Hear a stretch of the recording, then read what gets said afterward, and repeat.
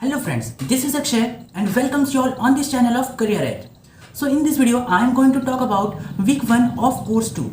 So here I am going to review the week 1 part of this Google Data Analytics Professional Certificate, and the course 2 is ask questions to make data driven decisions.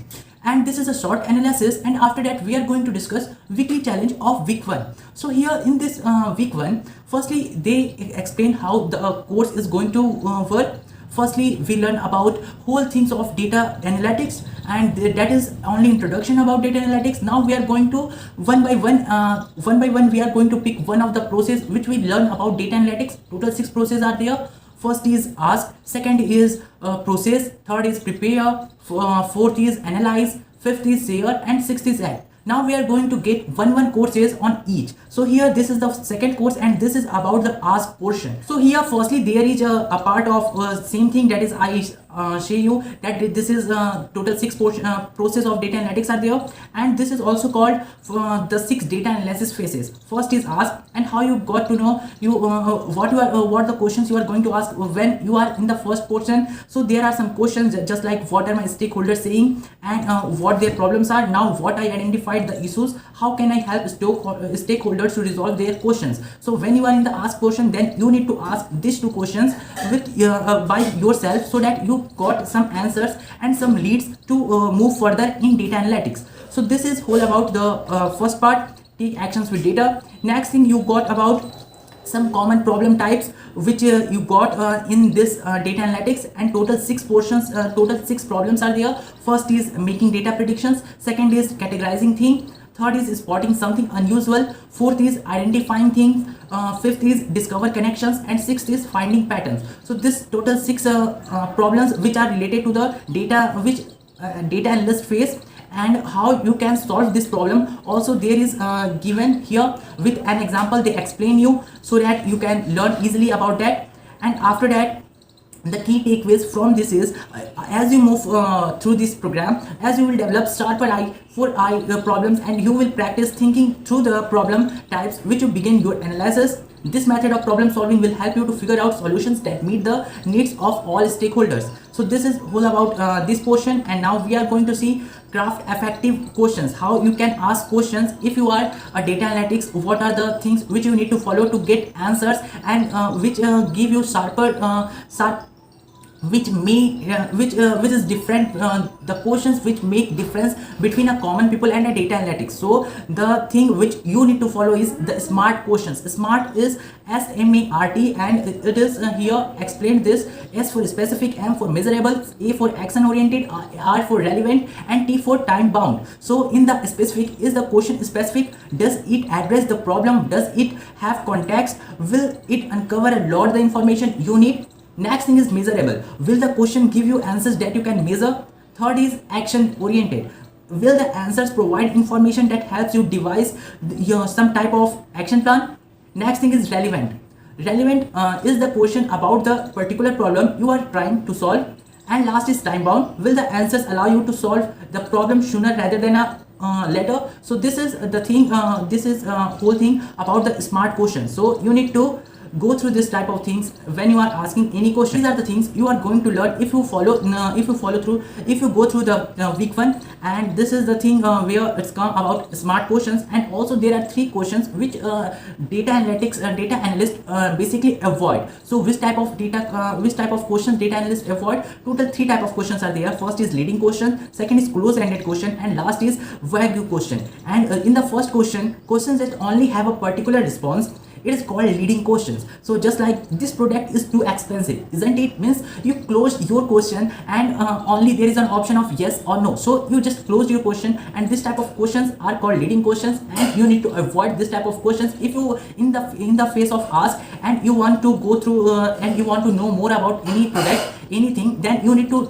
you doesn't bound your question in yes or no only. So next thing is close-ended questions. In the close-ended question, questions that ask for one word brief response only. Which type of questions? Example, were you satisfied with the customer trial? Means are you satisfied or not. Only you need to answer this. Not you can explain where you can improve, where you can do anything different so that you can you can attract more customers in your business. So this type of thing, this question also bound customers to give answer only in yes or no. So this type of question is called close-ended question. And also at the last there is a question type that is called vague question, means the question which are not specific, which are not linked with your topic, question that are not specific and don't provide context, that is called vague question. And example is, does the tool work for you, which tool, where is that tool, and which you are talking about which sector, you doesn't specify, then this is called vague question. And this type of questions you need to avoid as a data analytics,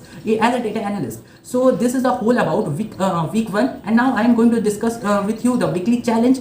And here in the first question they ask about structured thinking. And what is structured thinking is, I already explained this in my previous videos, and now I am going to explain. Structured thinking involves reorganizing the current problems or situation you are facing and identifying your options. So this is called structured thinking. And the first question is about the structured thinking, true or false. And if you got true or false type option, then you just choose true. Next question is about the data, about the SARE phase, the total 6 phases I just introduced to you. And already you learn about that 6 phases in data analytics first course. And in this course also they ask the questions about the data analyst creates data visualization and slideshow, which phase the data analysis process does this describe. And this is called SARE phase, because in the SARE phase you create visualization of your data analytics and you share that with your stakeholders. So this is the second phase. Next process is, if next question is with an example and you need to analyze that. So there are multiple options are there. So I am going to firstly recite the question, and after that we are going to choose the correct answers.